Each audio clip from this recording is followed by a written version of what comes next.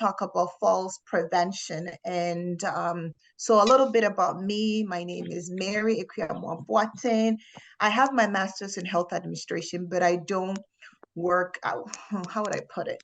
I formerly used to do education with students in a long-term Baycrest, which is a geriatric hospital. Some of the things I still do is I teach at U of T as interprofessional education, where I teach allied health students how to work and communicate with other professions.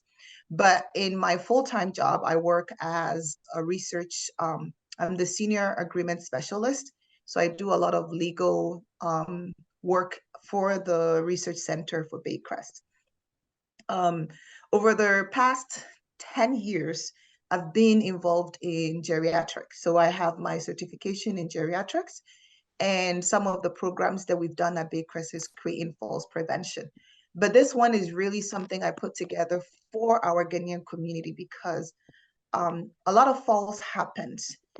And one that hit home for me was when one of my grandmothers fell over the summer last year and actually died from it. And so we do know that falls happens a lot. This is supposed to be a very interactive session. So it's not that you're going to be quiet because this is seniors chat time. And at seniors chat time, I always want to hear from you all about your experience. So has anyone ever fallen before or tripped but didn't fall? Yes. Yes. I have. Everybody have, I think. Yes. I did. So I heard, Auntie Grace, I heard you say you've tripped before. What happened? Did you get hurt? Do you want to share your story? Yeah, like it was my last day at work prior to my retirement. Ooh. And as I walk out, I thought it was rain, not knowing it was ice. So I hit my head on my step, and I go, the devil, you're a liar. I cover my head with the blood of Jesus. I'm going anyway. So I went straight to work. I told my supervisors, and they said, "Oh, go to the hospital." I said, "I'm fine. I'm covered with the blood of Jesus, so don't worry." But thank God, nothing happened. I should have maybe gone for checkup, but God being so good, nothing. Because maybe I was wearing a wig at that time. Maybe that also saved me. But it was a terrible fall. Like, wow, my last day at work. Oh, wow. Yeah, but I was okay. Anybody else, Mr. Banko? I heard you say yes. Yeah, Mr. Banko. Mine was all that in a bathtub. Oh. When the soap, when taking a shower and the bathtub got slippery, I just slept on my side. I did not fall, but it was so dangerous. So anytime when you are taking a shower and you are in a bathtub, you should be careful. Right. When you are walking around, you can trip, and then if you are unlucky, you hit your head, and it's going to be dangerous. Anybody else with experience of a fall? I did. Auntie Elizabeth, go ahead, share your story. I was pregnant and I slipped a step. But go ahead. I ended sitting down. Ooh. Yeah, but it was a bit painful. I didn't go into labor though. I was about that's good. 6 to 7 months. That's very good to hear. So it looks like many of us have fallen and we've experienced the pain of a fall. And it's not really pleasant when it comes to these falls. I have a video I'm going to share, and can everybody see the screen? Yes. Yes. Okay, and how do I skip? And let me share audio. Adult dies from injuries sustained after a fall. In fact, falls are the most common cause of traumatic brain injury and fracture for seniors. The annual medical cost of treating people who fall is at about $30 billion, and that number is expected to go up as the population ages. But there's so many things that you can do in your home to decrease your risk. I was walking from the living room to my bedroom, and I fell. I laid in the yard for about 2.5 hours before the next door neighbor saw me laying there. I had fallen so often, and I was on the first name basis with the firefighters. Sarah and Patricia laugh about it now, but falls are frightening and common for older adults. In fact, older adults without any risk factors have a 25 to 33% chance of falling. But if you have 4 or more risk factors, you have an 80% chance of falling. occupational therapist Susan Stark spearheaded a study to see if in-home behavioral intervention changed the odds of falling. It can be things like adding a grab rail or changing the way you do something, like turning on a light before you walk down the stairs. Emily Somerville visited Sarah 3 times. She witnessed firsthand what Sarah was doing that put her in harm's way. So we added this grab bar here for these 2 steps as she comes down or up the stairs down here. Other simple but effective solutions, adding a grab bar for getting in and out of the shower and on and off the toilet. A tub bench can also help get in and out safely. Stark's study saw a 40% reduction in falls. So we didn't only reduce falls, we actually reduced overall healthcare costs. The study also found they were saving more than $2 on medical care for every dollar spent in prevention. Here's another way to kind of consider this when it comes to your money. The average per person cost of intervention was $765. So it might sound like a lot, but the declines in healthcare cost was twice as much, $1,600.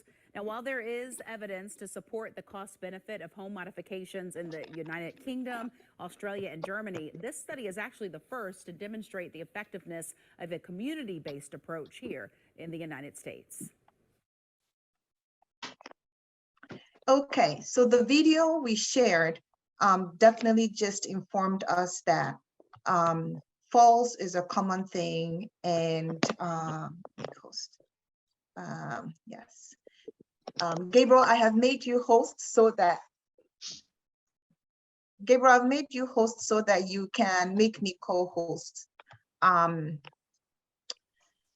unless you no longer need the host access.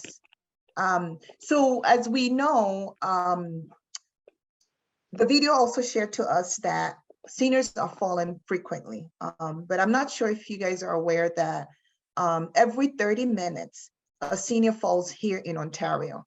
Let me see if I can share my screen of the PowerPoint. Perfect. Share. So every 30 minutes in Ontario, a senior falls. And every time a senior falls, it leads to hospitalization. So you may end up in the hospital for the fall. 50% of falls occurs at home. And the leading cause of injury in Canada overall is related to falls.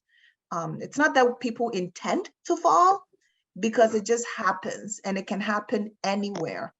So even though we're saying 50% happens at home, sometimes it could be we fall outside of home. Maybe we're going for a walk, like Auntie Grace mentioned. She was going, she was outside at work when she slipped and fell. And also what we've noticed too is people who have fallen before have a more likely chance of falling again. Research says that women are 3 times more likely than men to be hospitalized for a fall injury. But as I was reading through, I realized that men are more likely to fall because they take on more risky tasks. Like, they're mowing the lawn, or they're plowing the snow, or they're doing something, maybe they're climbing the ladder at home to set up to fix a lightning, or something that they're doing. All of this could relate to a fall, or could lead to one falling. The important thing is that fall is not a normal part of aging. So any of us can fall, not just that you have to be old to fall. We've also noticed that after a fall, people are less likely to continue the various activities that they do. So that means they lose confidence. So they lose confidence because they're afraid they might fall again. And then so they stop doing the activities that they're doing and the things they enjoy, which could also lead to depression and other things that can arise. Because if I've fallen and now I can't go out with my friends, I tend to just remain at home and I'm no longer engaged with the community. Today, our goal is to learn about risk factors and how we can prevent falls, or strategies that we can implement in our homes so we can reduce falls. Or even our environment. What are the changes that we need to have in our environment? Our medication. So as we're aging, we know that we tend to be on many types of medication. What do we need to do about our medication to make sure that we are not at risk? Any questions so far? Because this is supposed to be a conversation, so I will be asking questions often. But if you have any questions, feel free to stop me at any time and ask your questions. So what do we need to know? We need to be aware. We need to be aware of our needs. So sometimes we already know that in a day, I need this, but we shouldn't wait till it's last minute to say, oh, I think I need to get to the bathroom. So if you know that every hour you are supposed to be, going to the bathroom, you arrange to ensure that you are attending to the bathroom as you need to. We need to be responsive.